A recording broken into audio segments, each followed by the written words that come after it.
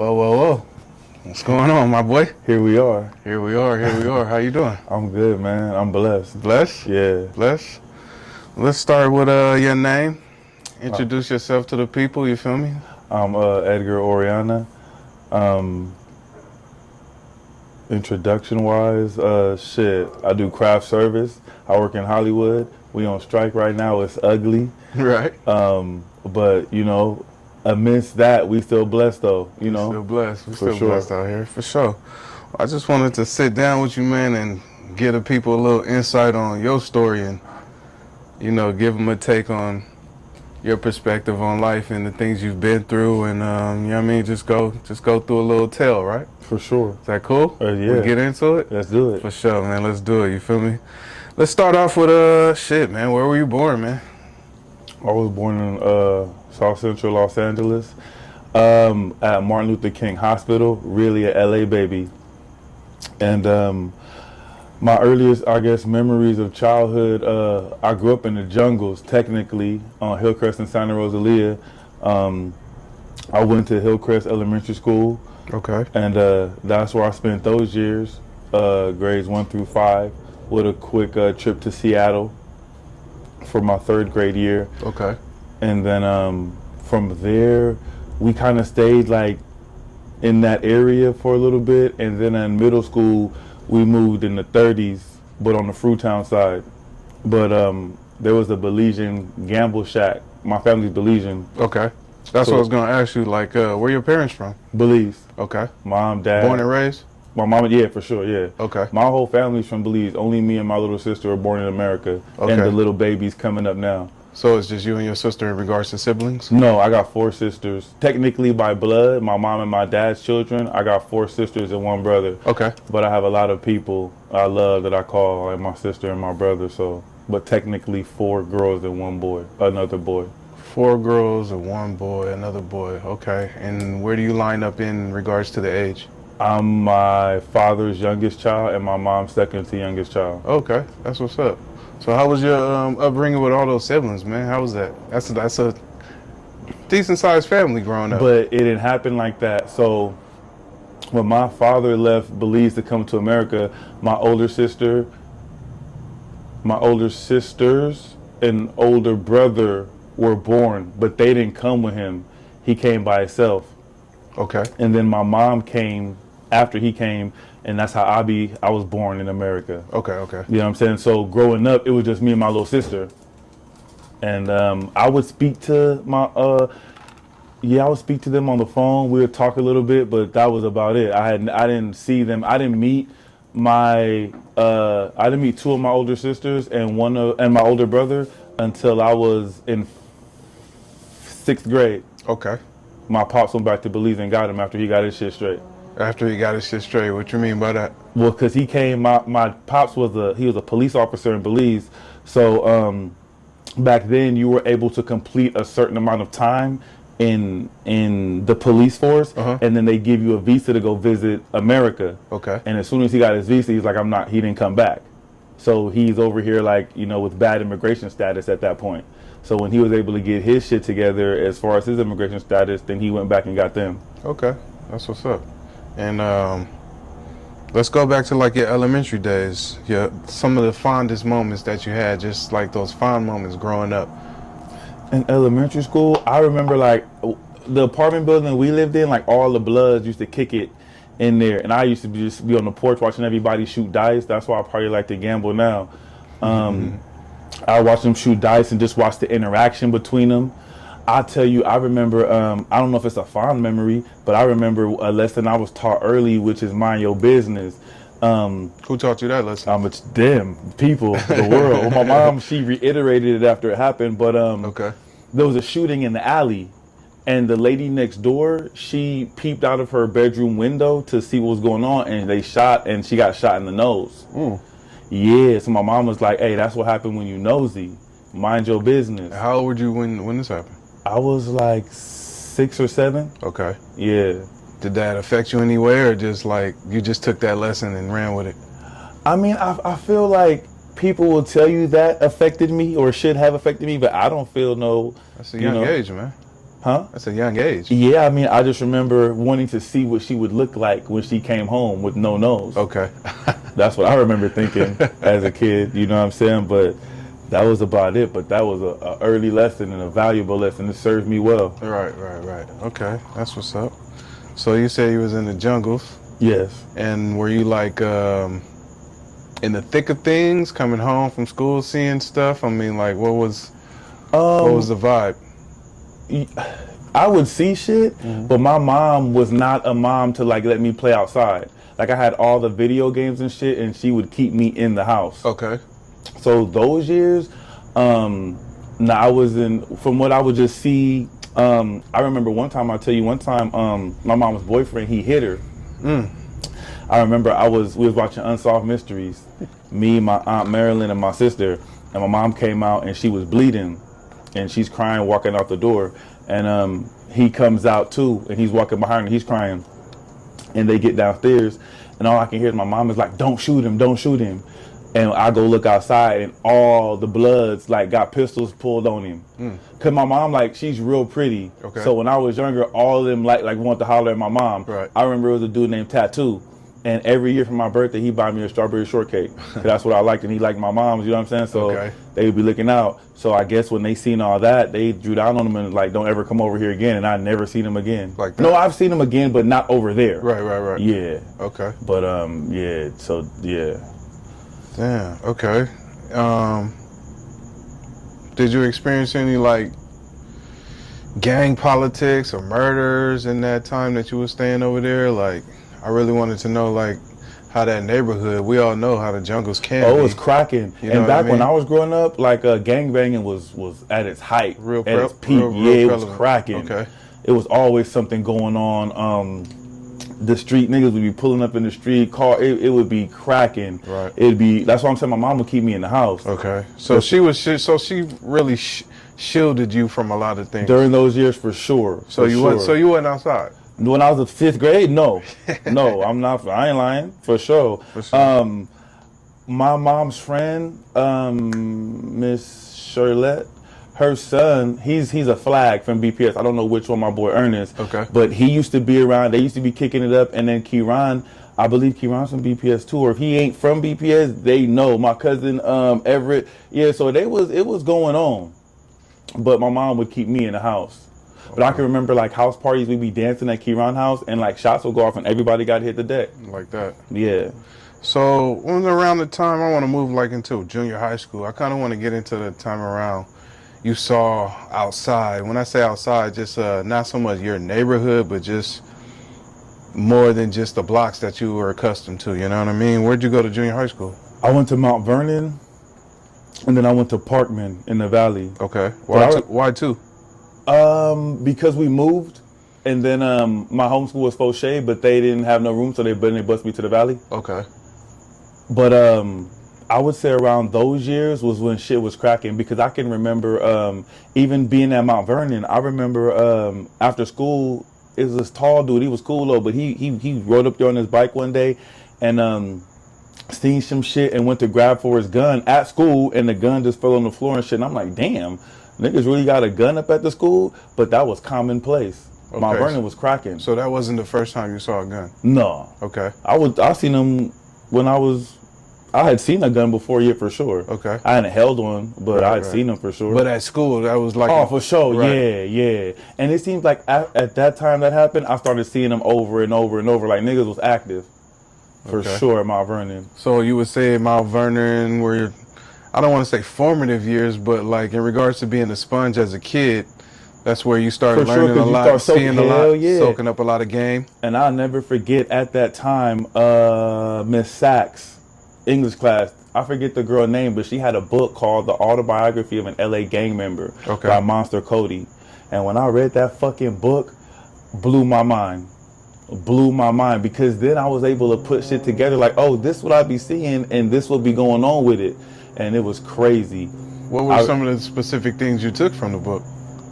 And at at that age, did you like really comprehend what you were Reading. For sure. I took from that book, one of the biggest lessons was how real gangbanging was. Okay. And how it wasn't a game. Okay. So then I'm able to say, because then I got friends that gangbang at this time. Right? So now, after I read the book, I'm like, this is how you niggas is living?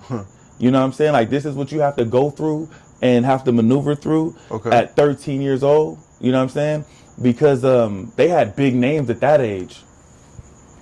And it was mind blowing. That's for sure. So was that something that drew you to, or like did it give you an infatuation to it, or did it shy you away from like, whoa, this is too much? Maybe I don't want to embark on this type of life too much.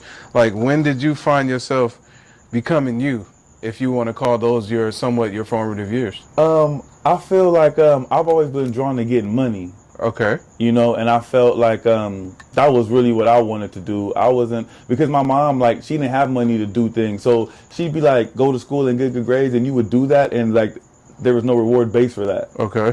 And she did the best that she could. And you learned that early, that just going to school, there was no reward for that, you're saying? At least immediately. Okay. At least immediately. So you was on the hustle tip young, trying to get to it. For sure. Okay. Well, where did that drive come from? That's what I'm asking you. When you read that book, did you get a little bit from that? I wouldn't say like the drive for like money and wanting things. No, I didn't come from that book. I just saw people having shit and I wanted shit. I saw how people reacted to people that had shit, and I was like, that's what I want. You know what I mean? So that's what attracted me to trying to get some money. Okay. And around that time, you're discovering yourself coming outside. Are you in a new neighborhood, or where are you living at this time? In the 30s. In the 30s, okay. Now, are you hanging out with guys in the 30s? Are you hanging out with guys from school? Like, where are your influences coming from, other than seeing outside? Well, it just so happens, like I said, the Belizean Gamble Shack was in the 30s. So my mom gambles, or gambled. She don't gamble no more. But at that time, like, it was gambling season. So we'd be over there every day. After school, we'd be over there. So, and then it so happens the people that were over there went to school with me. Okay. So, you know, it was... So it was close-knit. You had your friends there and everything like that. For sure. Were they good influences, or... I'm just asking because these are your formative years and you coming into you. And sometimes we pick up wherever it can be from our parents, and we want to be rebellious. We want to follow our friends. Were you a follower, a leader? Were they a good or, a bad influence on you? I don't know if you want to call them good or bad influences. Okay. Because I mean, if you're wanting to do right, they want that for you. But if you want to do some bullshit, like, we can do that too. You know. So I guess you could say it's good. Like, if you were like, hey, I'm gonna go to school and play sports, it was like, all right, bro, like, do your thing. Well, I'm specifically talking about those guys that you were hanging out with. Oh, well, we all wanted money and wanted to do things, okay, so we was trying to get to to the bag. Okay. Yeah, but that before then, I was like, when I was in Seattle, I spent my freshman year up there, and me and my brother, we was getting money up there too, getting into little fiascos and all that. Okay, so let's not go too far ahead though. But this is before that though. Junior high school? Yeah. Oh, okay. This is in like, so this is like in 6th grade. This started to happen. Okay. That's when my brother came from Belize. Okay. So we would like, we would just like petty theft. Like Seattle was very trusting. At 6th grade? Yeah. Okay. Seattle is very trusting. So like we just walk around and open people's car doors, and they would leave their stuff in there and we take it. Okay. Now, 6th grade, how old are you? 11, 12. 11, 12. Now, you were doing this with who? My brother. Your brother, right? So he was more so the influence on you. He was older or younger? He's older, but I feel like influence is like, all right. Well, the word means what it means. I'm asking you because you were doing this. If he wasn't the one leading you or driving you to do these things, would you have been doing these things? I don't want to say he's leading and driving, because I feel like that's a bad rap to put on him. I was with the shit though, like, oh, you want to go do it? Come on. Okay. But leading and driving, I feel like that somebody doesn't want to do it, and you're like, come on, come on, come on. That's like trying to lead someone and drive someone. I understand, but you understand my question, right? Like, I mean, I guess if he wasn't the one saying, hey, let's go do this. For sure, yeah, I wasn't into. Yeah, all right, bet. All right. So that's where the word influence comes in. You know what I mean? At 12. Mm-hmm. You know what I mean? But you was with it. Yeah. Your dad wasn't. I mean, he'd be upset. He'd be on it. But I mean, my dad doesn't believe in like physically disciplining. So he was more so passive.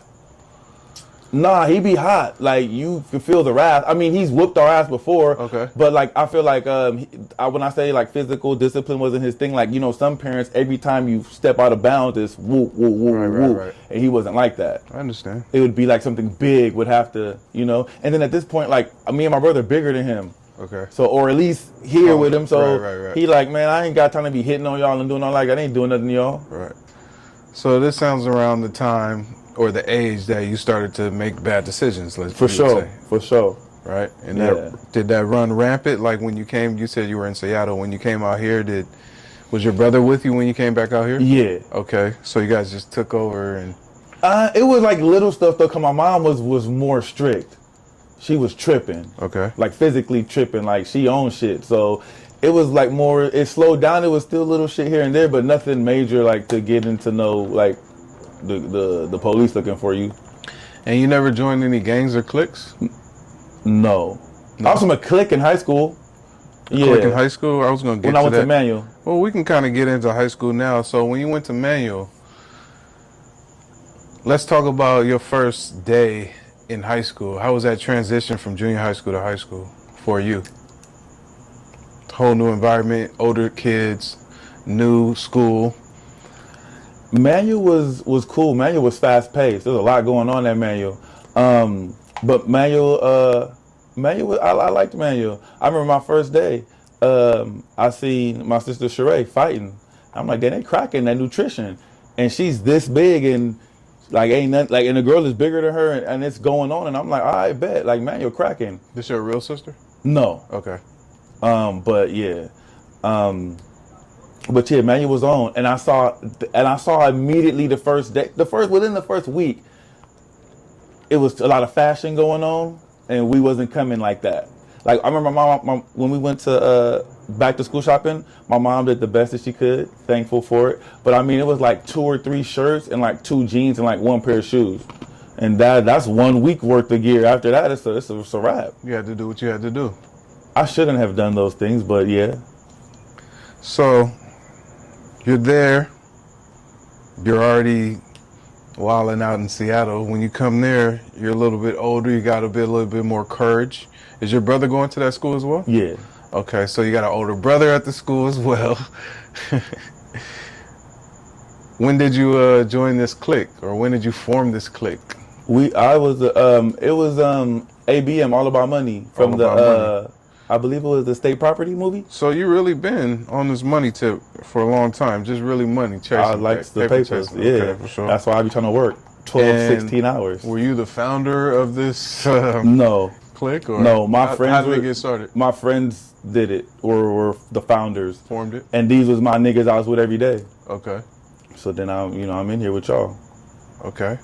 But I mean, it wasn't nothing like major. Like it wasn't no. Y'all wasn't beefing with nobody. Nah, we was just friends. Y'all was some cool and we niggas. All About Money, yeah. Okay. Because I remember the day we on 35th, and the Harlems pulled up, and they like, ain't no more of this.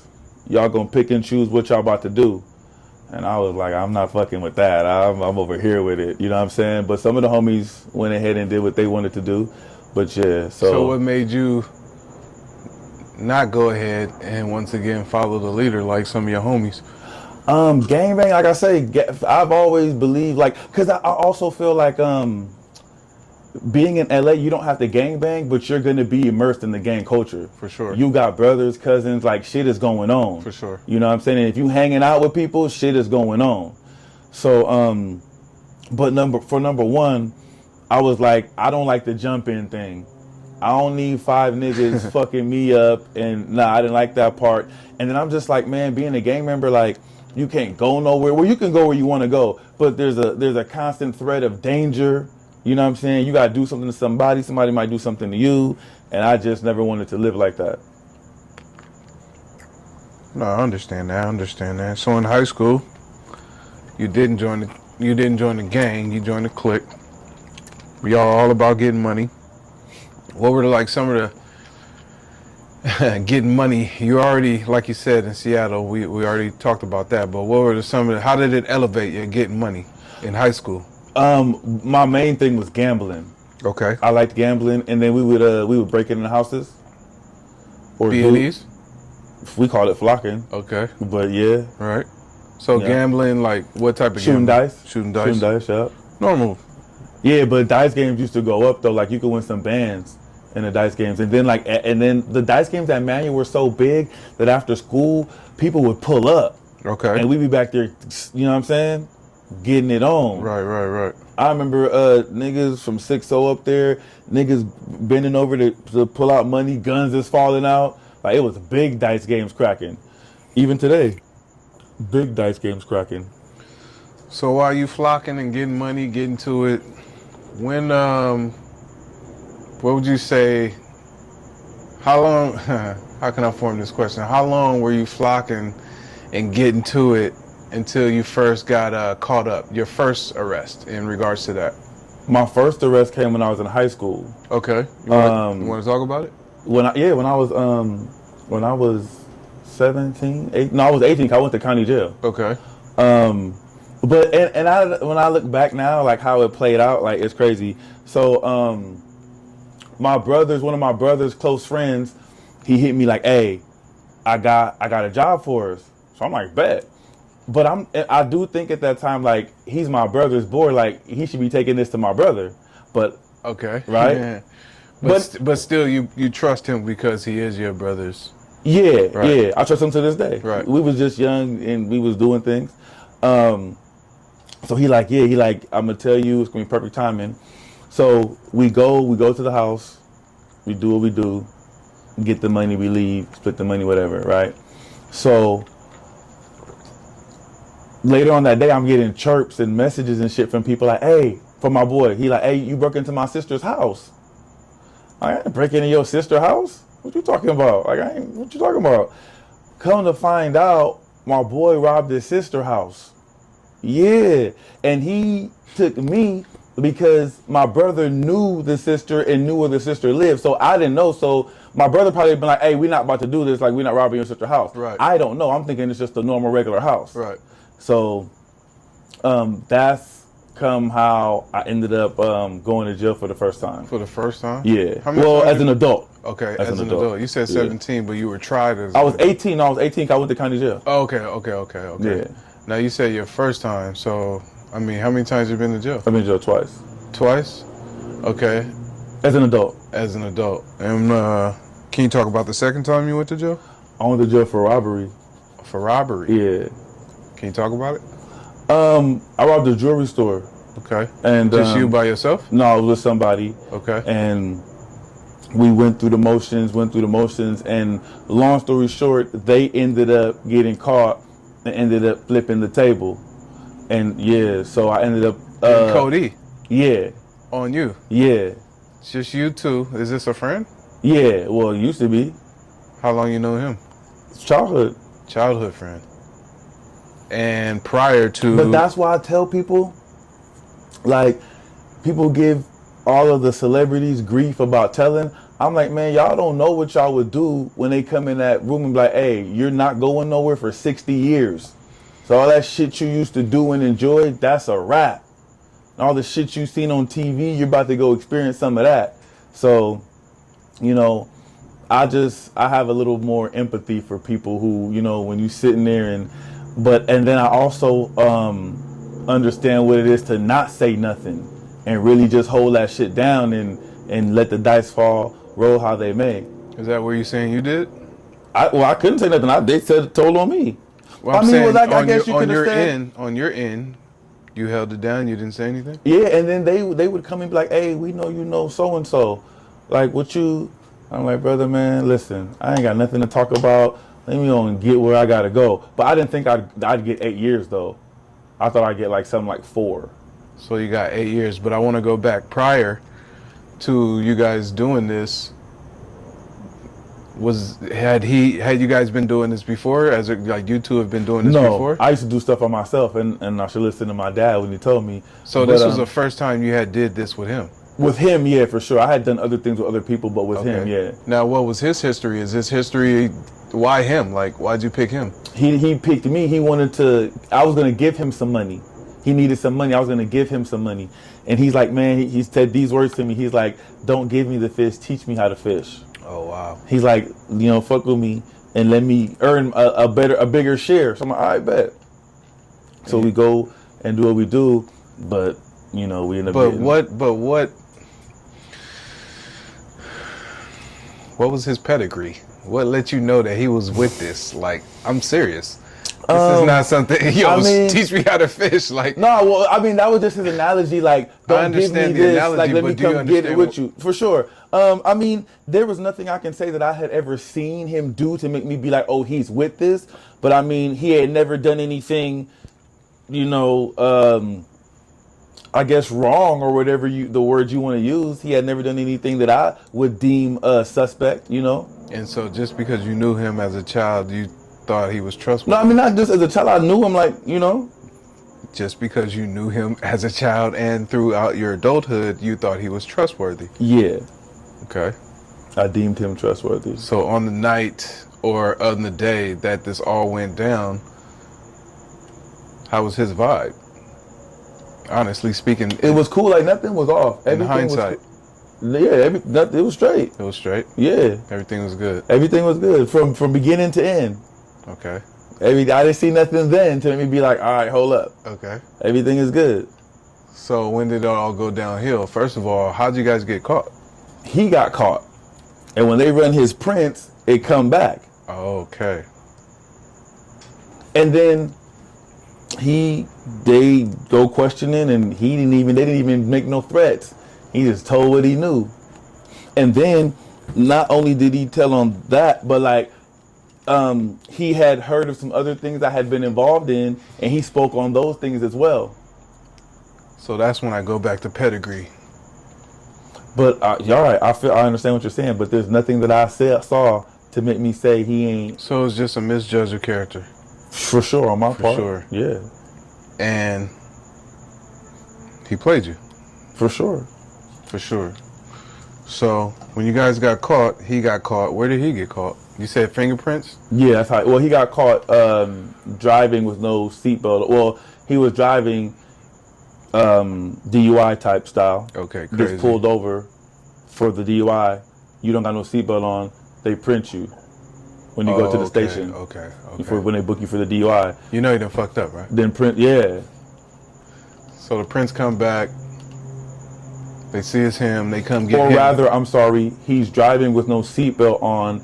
That's the initial reason for the pullover, and then you're drunk as well. Okay. And so because he didn't want to get DUI. Oh wait, no, sorry. He's already there, right? Yeah. The prints came back and everything like that. Okay, so he immediately. Why didn't he hold it down by himself? I can't answer that question. Were there cameras at the place of? Yeah, but I mean nothing that you could be like. So they knew it was two people. Yeah, for sure. Okay, so when they questioned him, obviously they said. Okay. All right. And now the height is matching with the height they're giving. You know what I mean? Descriptive and everything like that. So where were you when you got the call? I didn't get a call. My grandmother had passed away, and I was going back to Belize to the funeral. Condolences. Thank you. This was 20 years ago, though. Thank you, though. So I remember I go get my passport at the post office, and the lady's like, "There's something here, like with the police." And I'm like, man, just my mom is here. So I'm like, just run the paperwork, man. But at that time, when I filed for a passport, so she lucky. Sorry to cut you off. She lucky gave you a heads up. A heads up. Yeah, I guess you could say that. Yeah. But I'm just so trying to push it through, let's go. But all that did at that time, the police said that alerted. They said that they thought I was trying to flee the country. Okay. You know what I'm saying? So I had a homeboy named Matt from Texas, my white boy. I remember he used to tell me too. He's like, he used to be like Slim Thug, Paul Wall. He used to talk about Mike Jones and them all the time. Like, watch how they gonna blow up. Watch how they gonna blow up.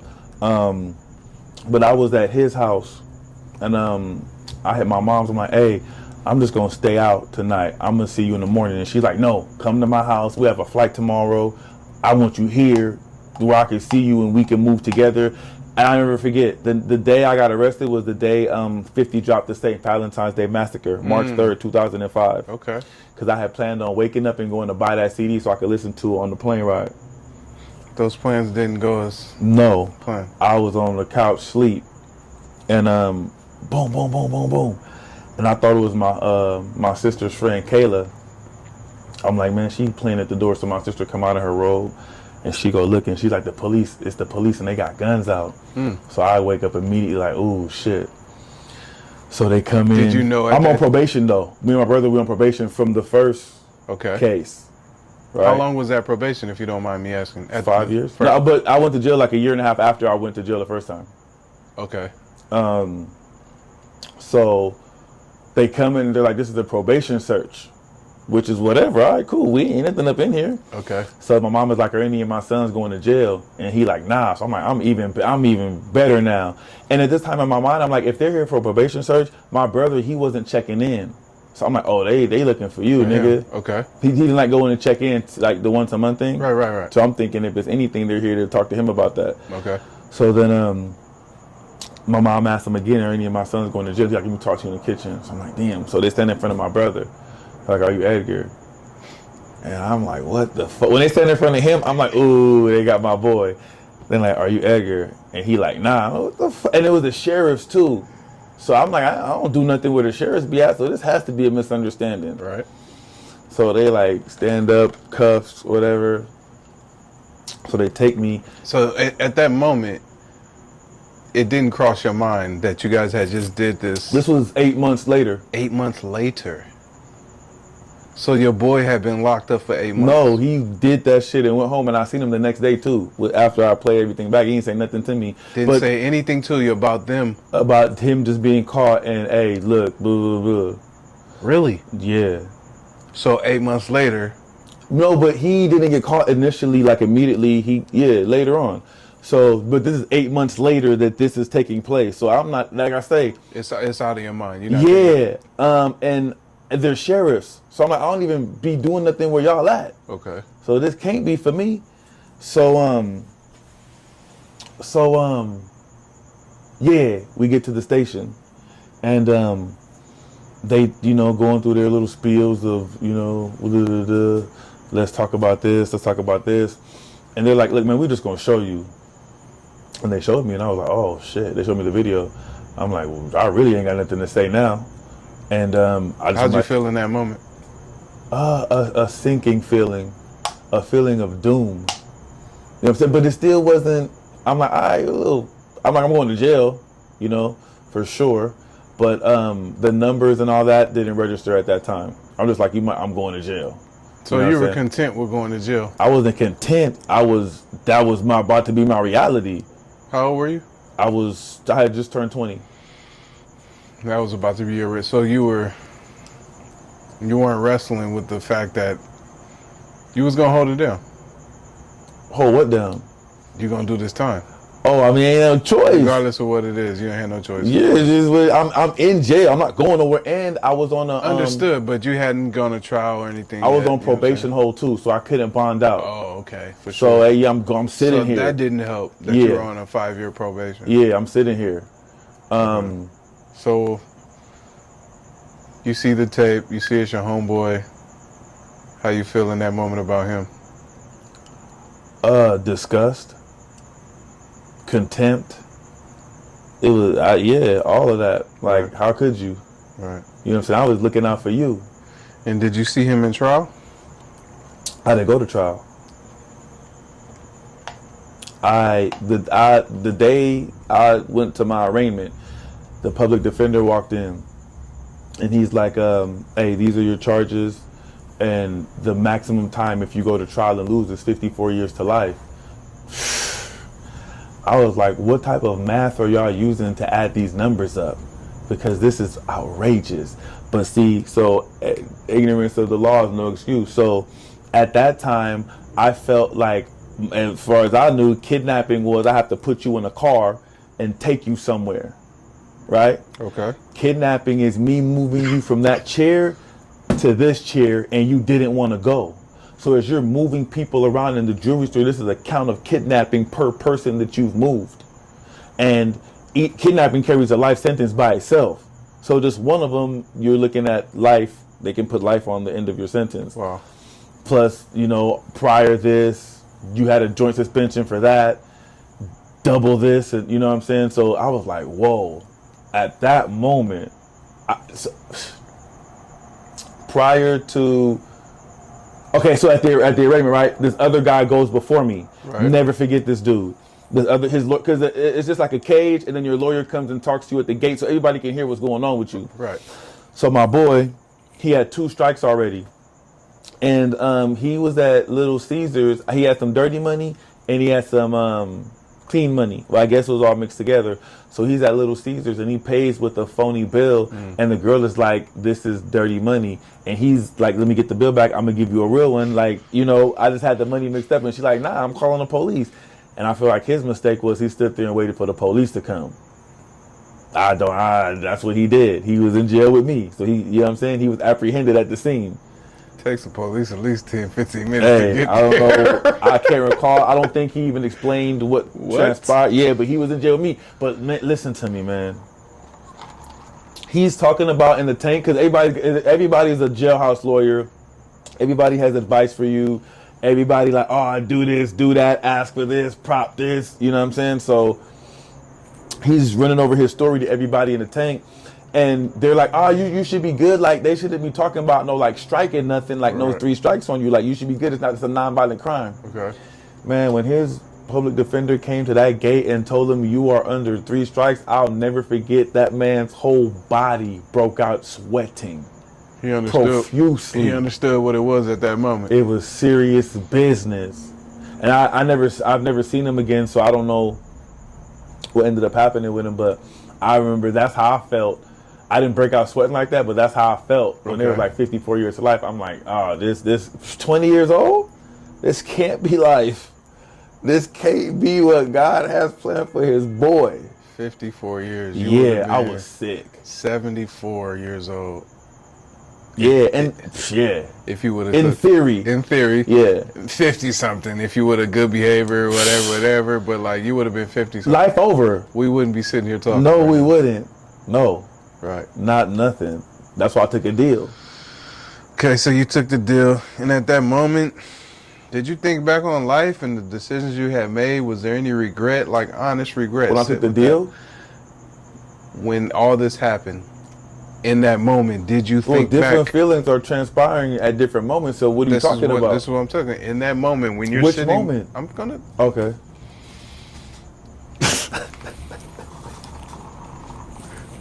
When you're sitting with your lawyer, and he's telling you these numbers, and you guys come to the agreement on 8 years. At that moment, did regret set in? Did remorse set in? Was there any feelings? Because if you want me to be honest, when you talk about the story, it still kind of sounds like, yeah, we did this, we did that, and I just got caught. I definitely don't feel the way I used to feel about robbing and stealing. I see shit happening today, how people getting ran up on, and I hate the people that are doing that to people. I saw a clip the other day where this dude went up to somebody's door like he's a maintenance man, and they were talking through the Ring camera, and I guess he felt like they were home, so he's trying to kick their door down, and they just happened to shoot through the door, and he got up out the way. But I'm like, if those bullets would have hit him, I wouldn't have been mad, because you shouldn't be out here like trying to take advantage of people like that. So I definitely, there's remorse for what I did. So if I'm speaking matter of factly, I mean, that's just how I view everything, like, just matter of factly, like it happened. But definitely, I feel horrible. You feel horrible? You know what I'm saying? I feel horrible for the things I've taken, and not even for just that one, but I feel like, hey, shit, like you're gonna have to pay your due. Because there were so many crimes I weren't caught for. You know what I'm saying? So the 8 is like all them you got on. Karma. Yeah. So your first time, how long did you do in your first time? I did Your first time you went to jail? 6 months. 6 months. I did the and so at this time, even right now, the county's so crowded. If you get sentenced to 6 months, like you doing 6 days. But what they did to me was they gave me a court date. So they were like, 6 months from now, you come back to court and we'll release you from court. You're gonna do the 6 months. Okay. So I did the 6 months. Yeah. So when you're going in your first day, To county. 8 years. I'm talking about. 8 years. On Okay. on the 8-year one. You're going in your first day and it's sitting in like, damn, I gotta do 8. Not thinking about the good behavior, not thinking about the time served, whatever. It's sitting in that first night. This is not 6 months. This is a 8-year bid I'm about to do. Like, what's you thinking right now? I'm sick. You in your 8 own, you in the years? cell by yourself? No, I mean it's a 6-man cell. Okay, so you can't show your sickness. I mean, well, shit. When they told me 8 years officially, I went to the downstairs to the holding tank. When I called my mom, and my little sister was on the phone crying, and I started crying, and it set in then. Nigga, this shit is drastic around here. What my boy Lee would say. It's a grave state of affairs, Hey, mate. come on. My boy Lee would say it's a grave state of affairs, mate. So that's what it was. It was ugly. I was sick. And then even to I guess I'm not gonna say add insult to injury because that's unfair. But to drive the point home even more, everybody in the holding tank that day went home. Oh, wow. Everybody in motherfucker, I got tickets. Oh man, I was arguing with my girl. They pulled me for the little DV, but she ain't coming. So everybody went home. And I come down, they like, what happened, youngster? 8 years, nigga, tank quiet. Niggas like, hate to be ya. Wouldn't want to be ya. See ya. Hey. See ya. Yeah. Hey, 5 p.m. We out. 5 p.m. They marched everybody to R&R to receiving and release. Told me, hey, you about to get on the bus, head back to that county. Oh, wait man. on the chain. Chain gang. Sick. Chain gang. So you're doing your time. When did you start to get into your program? Well, I remember when I got the time, I was in Wayside. Okay. And do you remember we filmed at Wayside for Beverly Hills Cop 4? Nigga, I was back at the jail I was locked up at. And it was a deputy in there named Miss Diaz. And she was cool. She waited until I seen her, I was like, oh, that's Miss Diaz, but I ain't say nothing to her. Okay. She waited till the whole day wrapped, and she came up to me, she's like, hey, I wanted to ask you a question, but I didn't want to ask you in front of your people. She remembered you? Yeah. She's like, Wow. I didn't want to ask you in front of your people because I don't know if they know. She's like, are you inmate? I'm like, yeah. I'm like, oh, I remember you. So she gave me a hug, and she cried. She's like, I always felt like this wasn't supposed to be for you, and I'm happy that you're out doing your thing now. How and that ironic. was cool. How ironic. That was cool. That was dope, right? Yeah. Dope ass experience. So to answer your question, So basically, you're doing your program. I'm in Wayside though, and I'm comfortable. Okay. I've been here with these people for some months. Okay. I know everybody. I'm kind of in the fold. Right. Right. I don't want to go start a new thing in prison. I want to do my whole shit here, which is obviously What do you mean a new thing? To go meet new people, to get a new program, Different as you would call pod, it. different Yeah. area. Okay. You know what I'm saying? But they called me for the chain. Like a month later, after I got my time, I caught the bus, the Grey Goose they call it. Bus ride is crazy, shackled from head to feet. The COs are like, don't say a fucking word on this bus. If you think we playing, fuck around and find out. Niggas didn't think it was. They beat this nigga ass. And then for people who giving trouble, causing problems, they got the little cages where you only can stand up, right? They beat his ass, dumped him in the cage upside down for 45 minutes on the drive. Damn. And then before they did that, before he took off, they opened the bottom of the bus and took all his property off and threw it on the side of the freeway. Yeah, they said shut the fuck up, and they meant that. And that let me know like this shit is ugly. It's for real. It's for real. Yeah, and then I went to Delano for reception. Okay. And they were housing you for 90 days there. That was even real. I remember my first day on the prison yard there. Delano's up north, North Kern. And most of the prisons are named for the city they're in, because Delano, the prison's name is North Kern State Prison, but it's in Delano, California. Okay. So they call it Delano. Like Jamestown is Sierra Conservation Center, but it's in Jamestown, California, so they call them by the cities. Okay. So I'm up in Delano. Reception, first day yard, it's up north. They have North Daniels up north. They're Hispanics that gangbang. They rip the number 14 for the letter N. They wear red rags and they fuck with blacks in prison. Okay. Right? You have the Southsiders who do the blue flag. I think they used to, for sure. I know that. They don't fuck with blacks like that in prison. But North Daniels and Southsiders, it's on site. And it's really on site, because as soon as they let out the yard and they saw each other, they let the yard down. They laid the yard down. They started fighting. Police busting rubber bullets, throwing tear gas. It was ugly. I'm snot just flowing, eyes burnt up. It's ugly. I'm like, this can't be what the next 8 years gonna be like. Right. You know what I'm this saying? is your first year? This is my first day on the yard. Oh, wow. At reception. Wow. Yeah, the first time they let us out to go out in the program. Yeah, cracking. Wow. You know what I'm saying? And it was very much a culture of like, we'll explain to you one time how this shit go, and after that, we gonna get you. And you stayed in line? For sure. Well, I mean, I didn't ever... you could say that. Yeah, I ain't never doing nothing to cause no problems, you know. How was your time? I mean, that's very vague. It's 8 years, but like, that's 8 years. How old were you when you went in? 20. 20. So you got out at 28. That's 27. I did 7.5. 26. In 26 days. So 20, you passed 21. I was a child. Drinking.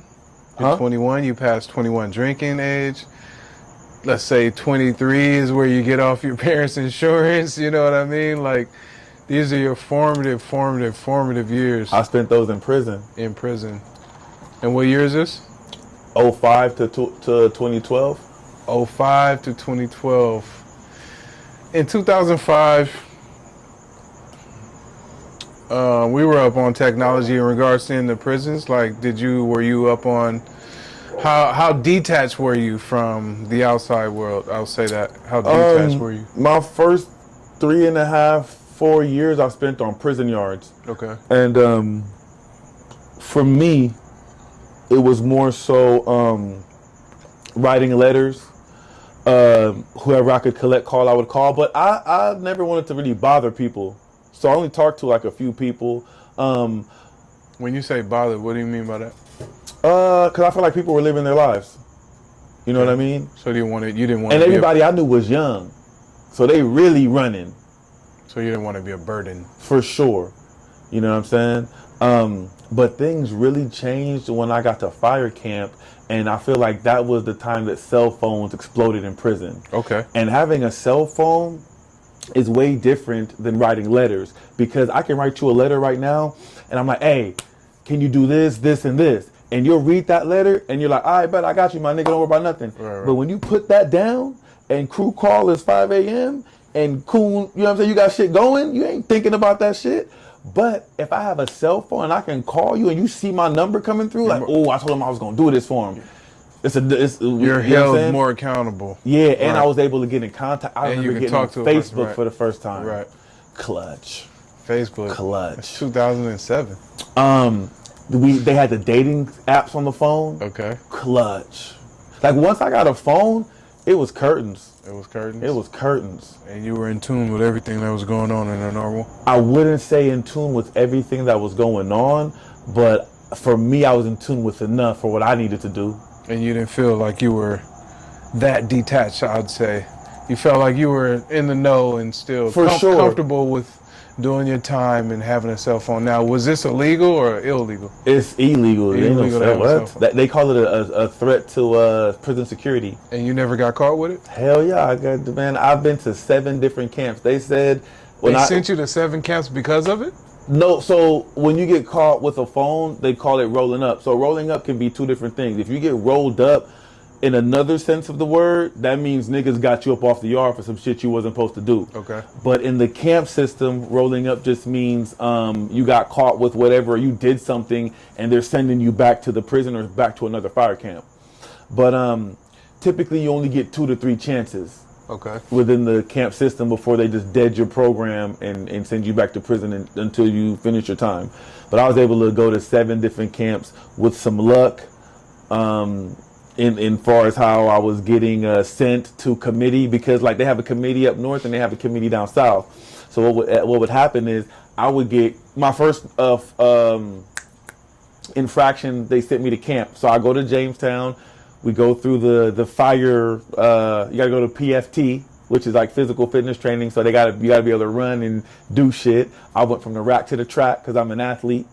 You know what I'm saying? I didn't need to do no prepping or nothing. We just show up when it's time to do some physical work. I did that. Then they give you a week of like classroom training and you have to show you can hike through the mountains and you're physically fit for that. Then they send you to camp. So it sounds like when you got your infractions, you enjoyed them a little bit. Through that whole explanation, you were smiling like you got to go get out of. I remember the first time I saw LA I hadn't seen LA in 6 years. Man, listen. It was. I remember we were in the CCV driving, and we passed Staples Center, and I look up. We had our regular captain wasn't there that day. We had a substitute captain, whatever you want to call him. Okay. And so they can do what they want to do. They run their own program that day. My captain would have had us cutting wood and painting somebody's church or something. Okay. But this one, he was black too. Mm-hmm. And I remember before we got on the CCV, he's like, "Hey, I'm from Watts." He said, "I did everything y'all did. I just didn't get caught. Let's not play no games today. Load up." That was his message to us. But we passed Staples Center, and I'm asleep, and I look up, and I'm like, hold up. We in my part of town. Hold up. And then he exits Crenshaw. Okay. I'm like, please make a left. Please make a left. He banged the left. I'm up. I'm alert. I ain't seen the city in 6 years. Everything had changed, man. He drove past my mom's house. I was able to see my mom. I didn't see her, but I was able to see the house. Right. I was able to see how everything had changed. And that was a cool day. A lot had changed in 6 years. Hell yeah, shit wasn't there. New shit was everywhere. Right. It was cracking. And then he took us. We had to go clean up a fire trail for what's the street that winds? Stalker. Right? Crenshaw, you make the right on Stalker, and they got that how it winds. There's a trail, a hiking trail. So we up there maintaining the trail, cleaning up the trail. So, you know, we had people bring shit, dropping off shit, and that we could take back to the camp. But that was a good day. But the camp system was straight, man. We was able to go outside every day and see. I mean, you'd be in some towns way up north, and you won't. This ain't your shit that you normally used to seeing. But you outside, you seeing people. We fight fires, and they take you to like Denny's and shit, and they be like, hey, we need a section for 40 people, but away from everybody. But shit, we in Denny's. We seeing the girls. That's dope. We seeing what's up. Right. You know what I'm saying? People are coming because we're in small towns fighting fires. People are coming up to us like, thank y'all. For real. So it was cool. That was cool. So when did you get released? What year? I got released June 5th, 2012. 2012. And when you got released, did you feel rehabilitated? What do you call rehabilitated? Oh, you mean, so are you asking me, do I feel like prison had done something for me to change me? All prison had done for me was make me say I'd never want to go back.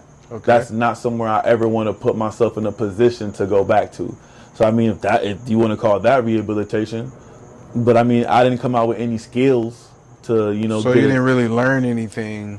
Nah. None of the fire stuff like you couldn't use, or well, I mean, the you training? have to jump through hoops. You know what I'm saying? At one point in time, I can tell you, based on the humidity and the temperature, how tall the flames were that we were about to fight. So you I was trying to take it serious because I felt like that could be a tool to come out and do. But I got rolled up 7 times. I got rolled up one time at fucking Miramani. We had a substitute captain, and first of all, I'm pissed off because when we got a substitute, we supposed to chill for the day. I ain't trying to do no work, you know what I'm saying? Right. And he pulled us up to this fucking mountain like we finna hike, so I'm pissed off as it is, right?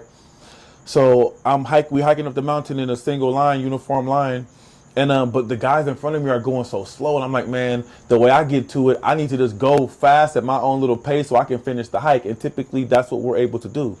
Go do your thing. Whoever gets to the top, you could sit down and break till everybody get up top. We'll take a break again and push back down. So I jump out of line and I fly up to the front of the line past the captain. And he tells me, get back in line. Yeah. This is right? a team. This is a team. Yeah. Yeah. But which I respect. All right, Cap, I'm gonna get back in line. But as I pass him, he says, but if this was a race, you think I'd let you beat me? Exactly. So I'm like, my nigga, I'll smoke you right now. We could stop all this group shit and we could go me and you. Right? Right. And he didn't say nothing. The next morning, before I load up onto the bus, like, step aside, inmate 97. Pack your, don't even pack, we'll pack it for you. Grim state of affairs. Yeah. And my regular captain is here, and I'm like, Cap, you gonna let a fucking substitute roll me up, bro? And I didn't even do nothing. Yeah. I just totally, you know what I'm saying? You know, but yeah, shit like that was happening. I feel you. So they not finna, in order to have gotten a job at that point in time, a fire captain would have had to walk you in like, I vouch for this guy. I got you. And they wasn't doing that with me. Okay, so when you was released, like your first day, how did that feel crossing that line and just stepping on the other side of that gate on that pavement? Let's rewind. Go ahead. So I'm trapping on the phone still. Last day, I'm trapping. I got to get these plans together. How we finna move. And I could have got caught and got 90 days added to my sentence. Yeah. If I would have got caught. So not to go back, but the word rehabilitation is no. And, shit, just so go, but go ahead. You were trapping. I'm here with it. So I'm chopping it up with the girl I was talking to at the time. Yeah.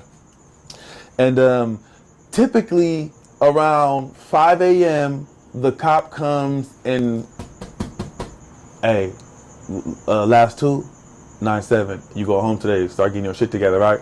So around 3:34, I end my call. I hand the trap off to my boy, like, that's you. You know what I'm saying? You can keep that. You know what I mean? Some fresh minutes on there for you. Do your thing. Right. I go take a shower, put on my brand new drawers, for my brand new tee. And I'm sitting on my bed patiently waiting. You know what I'm saying? They call breakfast at 7. I'm like, what the fuck is going on? Why ain't nobody came and hollered at me? Right? Why they got to do the bullshit with me?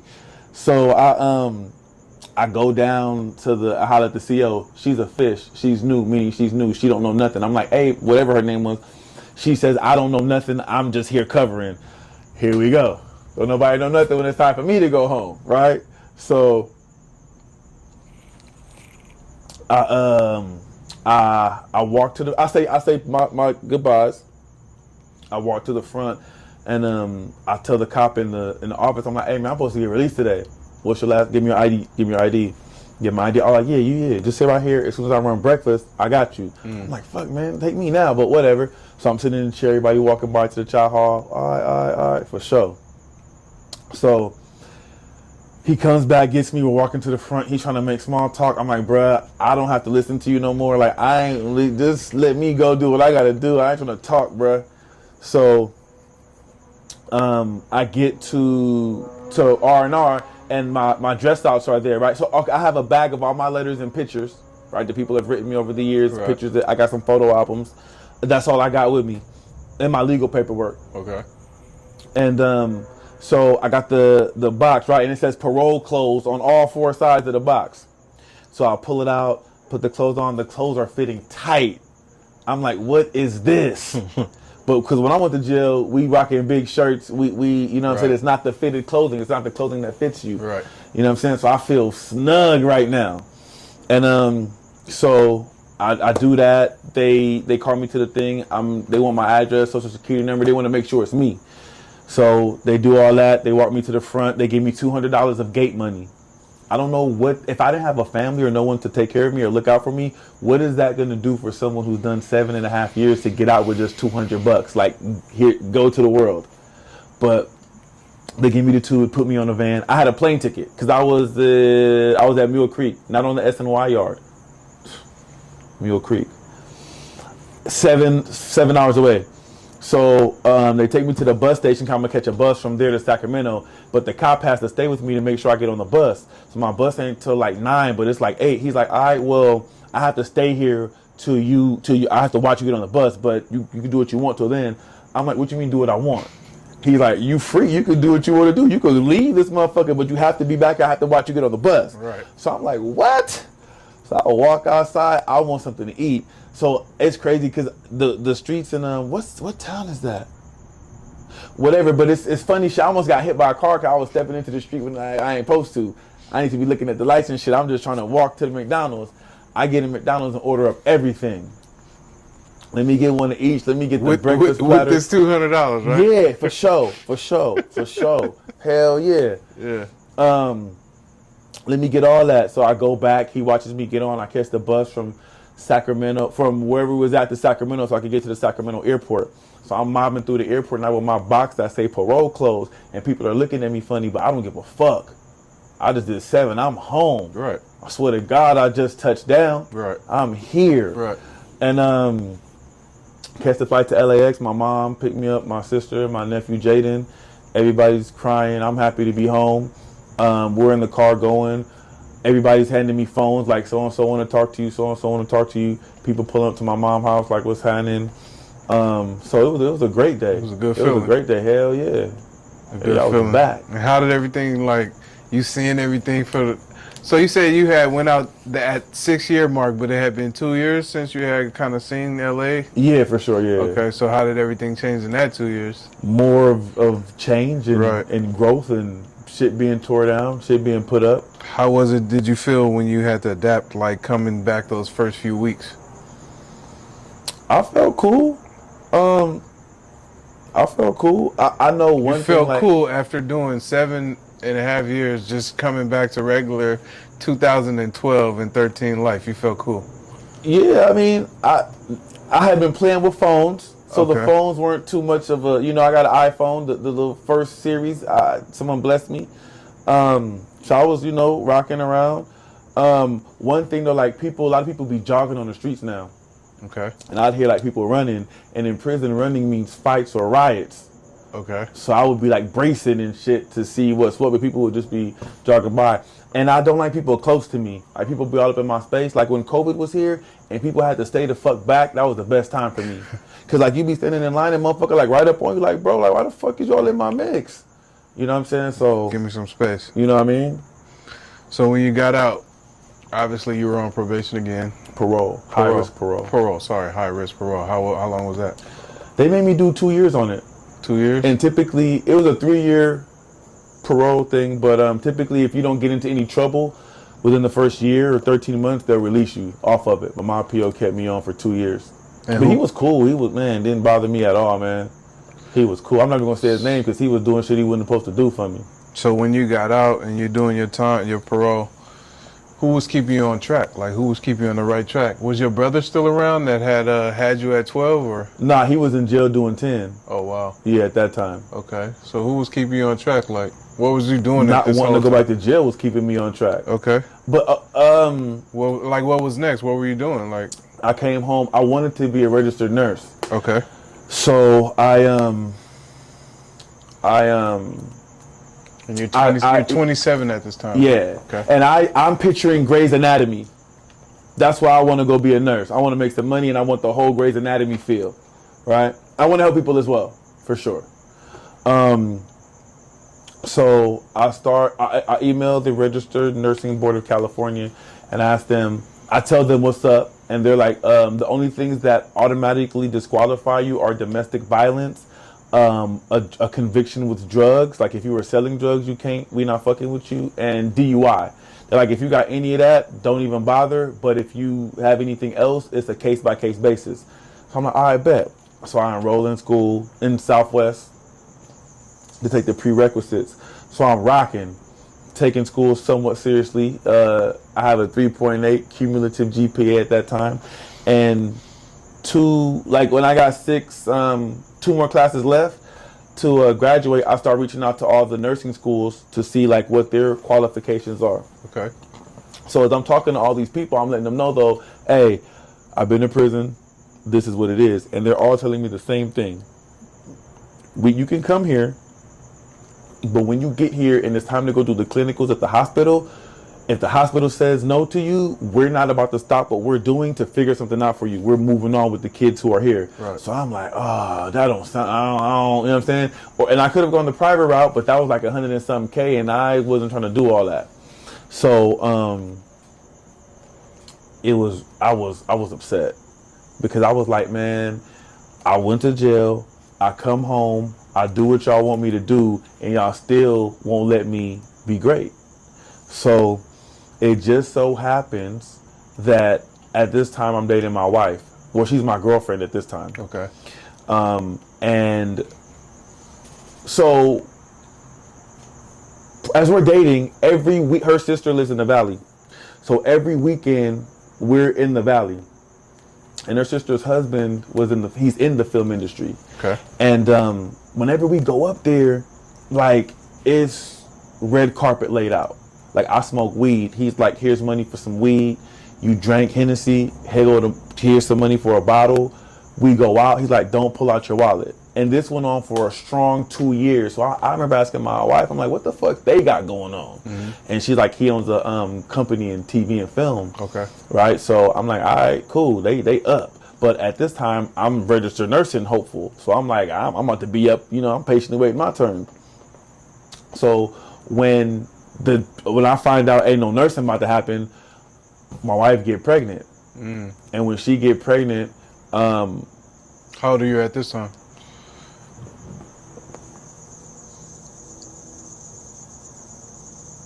I don't know, 30, 32. How old is your kid? He's 7. He gonna be 7 in November. So I'm like 32, 33. Okay. 32. So 31, 32, something like that. So when she's pregnant, we had the family, it was Mother's Day. Around that time she found out. So we had like a Mother's Day dinner, and at the Mother's Day dinner, she gave out pictures of the ultrasound to the girls. And everybody's crying, happy, whatever. And he pulled me to the side and he's like, hey, you're really in the family now. So if you want, you could come get some movie money with me. Okay. And I was like, nigga, well, if you living how you living, I'm trying to be doing something like that. So I was like, let's do it. And then that's how he was able to help me he facilitated my entry into local 80 TV and film. Okay, so he was low-key pivotal in keeping you on the right track. In a sense, through your wife meeting and everything like that, but like he was that angel that came down for sure. Yeah. For sure, because being in film has changed my life. Okay. For sure. And how long you been in the film industry? 7 years. 7 years? I mean, this is a wasted year. They didn't got it striking, so shit, but 7 years, yeah. And it's changed my life. I'm a worldwide traveler now. Worldwide traveler. Yeah, shit be cracking. So a lot of thanks to him, right? For sure. Thank you, Joe. And it pretty much changed the trajectory of your life. It changed the trajectory of my life and my family's life. Nice. You know what I'm saying? So yeah, it did that. So at this point, looking back, what would you tell a younger you?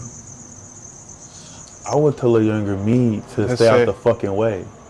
Stay out the way. Yeah, to really put some focus into school and athletics, and let's see what we can do with it. Yeah? For sure. Okay. Where do you see yourself in the next 5 to 10 years? I see myself as a writer. A writer? You want to write? I do write. Okay. What do you write?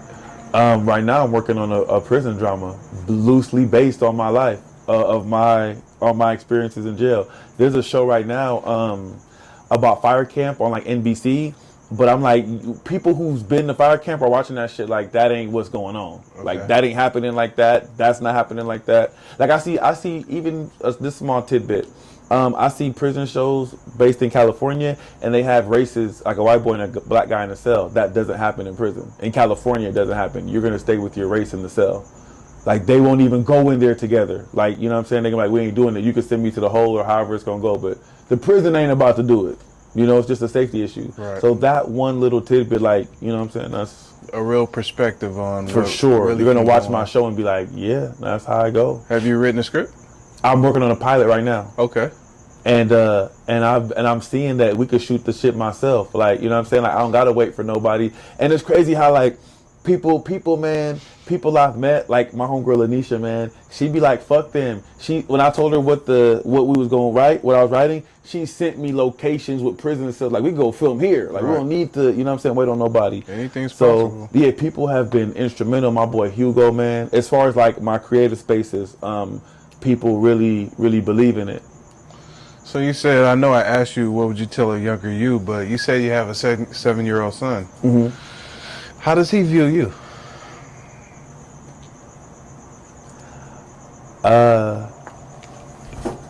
I think he views me great. Yeah. Like, view me how though? What do you mean? You tell me. Um, You his hero? I would say so. Yeah. Yeah. Yep. Okay.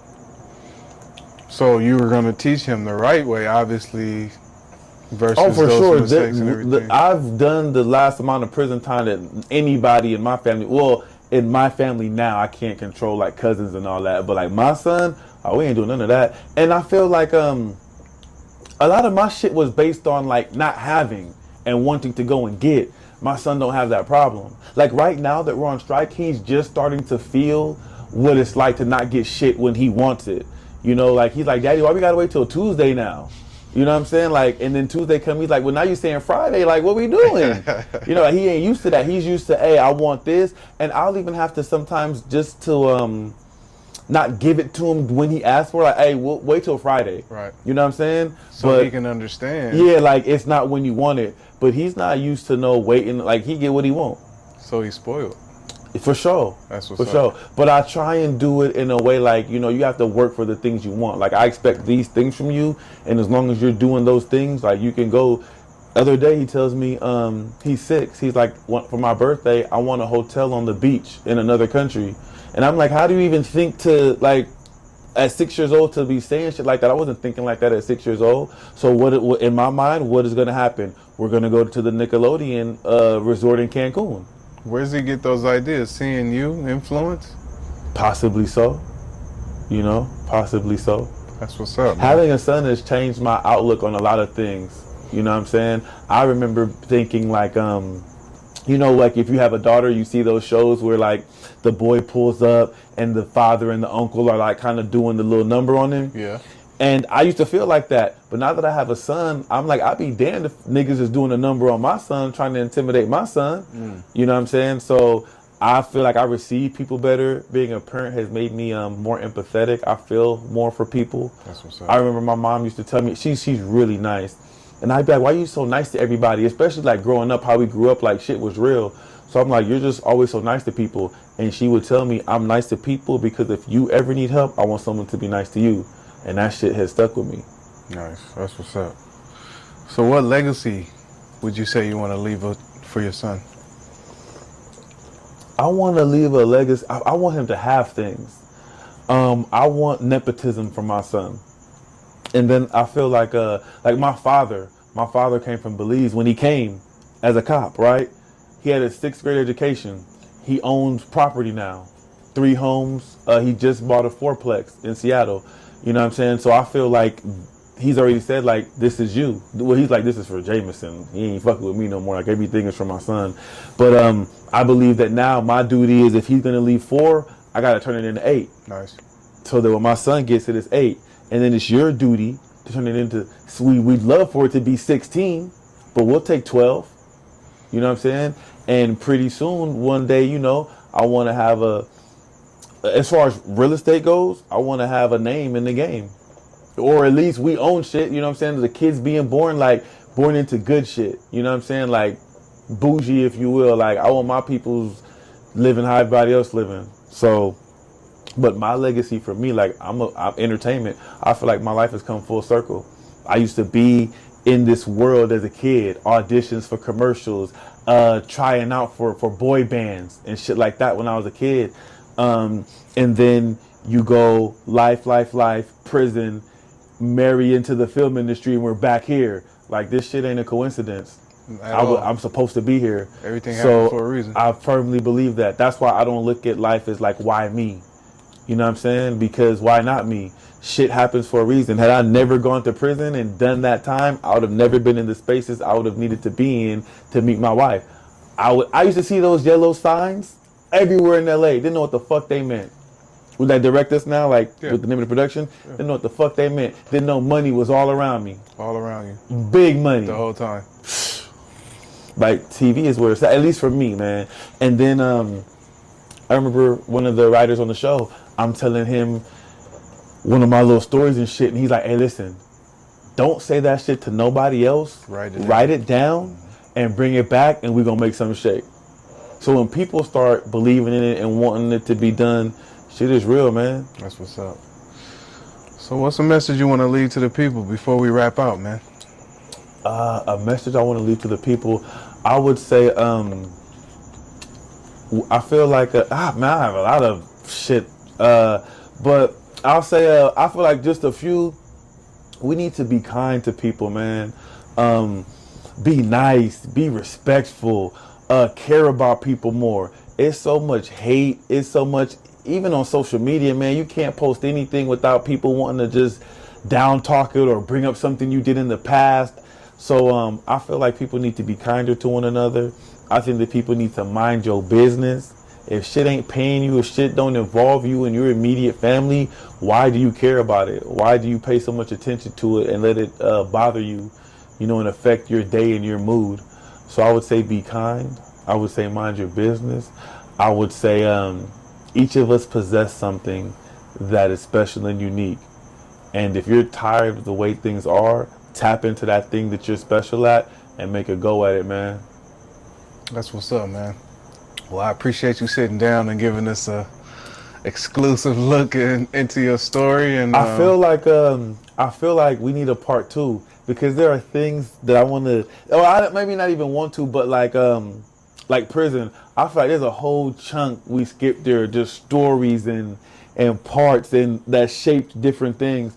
You know what I'm saying? We talk about things like that. I really just want to get into that part because it feels like another lifetime to me. Okay, well, maybe we can sit down and do a part 2 just specifically on that segment. For sure.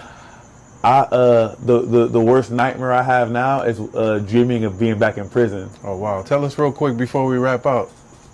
Oh, shit, it's just, I'll be asleep dreaming about being in prison. And even in the dream, it's so real. And I'll be like, fuck. Like, you blew it? Right. Like, nigga, what is we doing? You know what I'm saying? So it's still a little trauma there. That's why I dream about it. Hey, listen, my close homies, my wife tells me all the time I need to go talk to somebody.